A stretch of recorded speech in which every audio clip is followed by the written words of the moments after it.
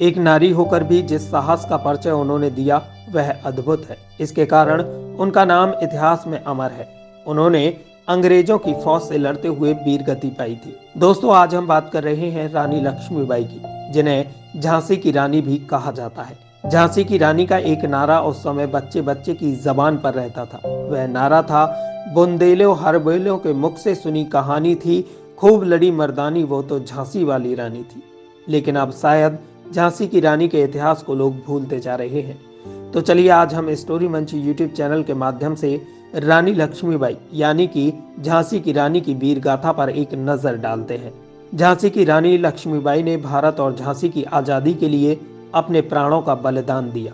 रानी लक्ष्मीबाई मदद के लिए ग्वालियर के तत्कालीन महाराज सिंधिया के पास भी गई थी, किंतु सिंधिया ने उस समय अंग्रेजों का साथ दिया और महारानी लक्ष्मीबाई से मिलने की बजाय वह आगरा चला गया।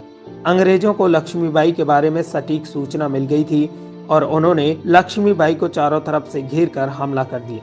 यदि उस समय गद्दारी नहीं की जाती तो लक्ष्मीबाई को अपने प्राणों का बलिदान नहीं देना पड़ता और तब इस देश की कहानी कुछ और ही होती। इस बात के बारे में सुप्रसिद्ध कवित्री सुभद्रा कुमारी ने भी अपनी कविता में जिक्र किया है। सुप्रसिद्ध कवित्री सुभद्रा कुमारी चौहान ने लिखा, अंग्रेजों के मित्र सिंधिया ने छोड़ी राजधानी थी, खूब लड़ी मर्दानी वह तो झांसी वाली रानी थी। इतिहासकार भले ही मौन हैं, किंतु झांसी और ग्वालियर के आसपास के लोग आज भी यह कहते हैं कि ग्वालियर के तत्कालीन महाराज अंग्रेजों से मिल गए थे और उन्होंने अंग्रेजों के लिए जासूसी की, जिससे लक्ष्मीबाई को अपने प्राणों का बलिदान देना पड़ा। झांसी की रानी का विवाह गंगाधर राव से हुआ था। गंगाधर राव अपना राज्य सुरक्षित रखने के लिए अंग्रेजों से संधि कर लेते हैं और उसी संधि के तहत झांसी में अंग्रेजी फौज की एक टुकड़ी रख दी जाती है, जिसका खर्चा भी राजा के ऊपर डाल दिया गया। लेकिन जब यह बात झांसी की रानी को पता चली तो झांसी की रानी को यह बात बहुत बुरी लगी। इसलिए रानी ने किले के अंदर अपनी सखियों को सैन्य शिक्षा देना प्रारंभ कर दिया और एक फौज की टुकड़ी भी तैयार की। इस बीच रानी लक्ष्मीबाई ने एक पुत्र को जन्म दिया। पूरे झांसी में उत्सव हुआ और जन्म के तीसरे महीने राजकुमार का देहांत हो गया और झांसी में शोक की लहर छा गई। राजा गंगाधर राव तो बेहाल हो गए, रानी की चिंता बढ़ गई। राज्य का उत्तराधिकारी न होने पर अंग्रेज झांसी को हड़प लेंगे, ये चिंता रानी को सताने लगी। तभी उन्होंने आपस में सलाह करके एक 5 वर्षीय बालक को गोद ले लिया और उसका नाम दामोदर राव रखा। दामोदर राव ही झांसी का वारिस होगा और उसके बालिग होने तक रानी लक्ष्मीबाई झांसी का राज्यपाट संभालेंगी। यह पत्र गंगाधर राव ने अंग्रेज सरकार को भिजवा दिया। गंगाधर राव बीमार रहते थे और चाहते थे कि झांसी की गद्दी अब लक्ष्मीबाई संभालें। एक दिन अचानक गंगाधर राव का देहांत हो जाता है और जब गंगाधर राव के देहांत के बाद झांसी की रानी के बेटे दामोदर राय को उत्तराधिकारी बनाया गया तो अंग्रेजों ने उन्हें उत्तराधिकारी मानने से इनकार कर दिया और झांसी को अपने राज्य में मिला लिया। साथ ही रानी लक्ष्मीबाई को सालाना 5,000 की पेंशन देने की बात कही। रानी लक्ष्मीबाई ने इस बात से इनकार करते हुए घोषणा कर दी कि मैं अपनी झांसी अंग्रेजों को नहीं दूंगी और उन्होंने सुप्रसिद्ध क्रांतिकारी तात्या टोपे के साथ मिलकर झांसी के किले को अंग्रेजों से आजाद करा लिया। इस पर गुस्साए अंग्रेजों ने टीकमगढ़ के दीवान नत्था खान को भड़काकर झांसी पर हमला करवा दिया, लेकिन झांसी की रानी के सामने वह टिक नहीं पाया और रणभूमि छोड़कर भाग खड़ा हुआ। झांसी की रानी ने लगभग 10 महीने तक झांसी पर शासन किया और रानी के राज्य में प्रजा काफी सुखी थी। लेकिन इसी बीच 21 मार्च 1858 को अंग्रेज सरदार हयूर रोज एक विशाल अंग्रेजी फौज लेकर झांसी पर चढ़ गया और दोनों तरफ से घनघोर युद्ध होने लगा। रानी की तोपें अंग्रेजों पर कहर बनकर टूट पड़ी। घन गर्जन तोपें ने हयूर रोज की फौज के छक्के छुड़ा दिए। उसके बाद मानो अंग्रेजी सेना रानी की दुश्मन बन गई थी। जब अंग्रेजों के सरदार को अपनी जीत मुश्किल में दिखाई दी तो उसने किले के ओरछा दरवाजे के रक्षक दुल्हाजू को लालच देकर अपनी तरफ ले लिया। उस रक्षक ने रानी लक्ष्मीबाई के साथ बहुत बड़ा विश्वासघात करके उस फाटक को खोल दिया, जिससे अंग्रेजी सेना किले में घुस गई और मारकाट करने लगी। तभी रानी लक्ष्मीबाई अपने पुत्र दामोदर राय को पीठ पर बांधकर घोड़े पर सवार होकर निकल पड़ी और कालपी आ गई। कालपी में यमुना किनारे बने किले में तात्या टोपे और नाना साहब के छोटे भाई राव साहब ने रानी का साथ दिया।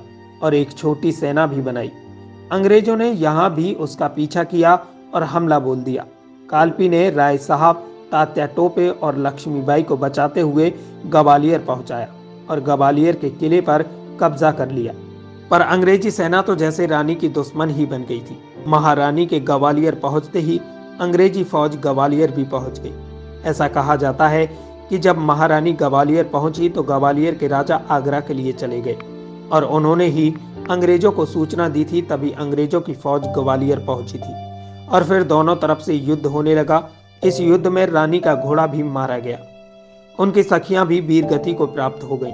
तब रानी ने एक नया घोड़ा लिया। नया घोड़ा अनाड़ी था और अड़ जाता था। ऐसे में रानी ने लड़ाई से निकलने का निश्चय किया। उन्होंने दांतों से घोड़े की लगाम पकड़ी और दोनों हाथों से तलवार चलाते हुए बिजली की गति से आगे बढ़ी।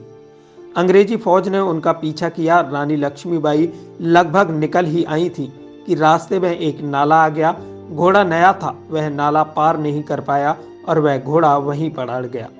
तब तक पीछे से शत्रु सैनिक आ गए। एक अंग्रेज ने बंदूक से रानी को गोली मार दी और रानी ने तुरंत ही उस अंग्रेज की गर्दन अपनी तलवार से उड़ा दी। रानी का विकराल रूप देख अंग्रेजी सेना भाग खड़ी हुई। तब तक रानी के विश्वापात्र सिपाही आ गए। रानी के शरीर में अनेक घाव लगे थे, खून बह रहा था।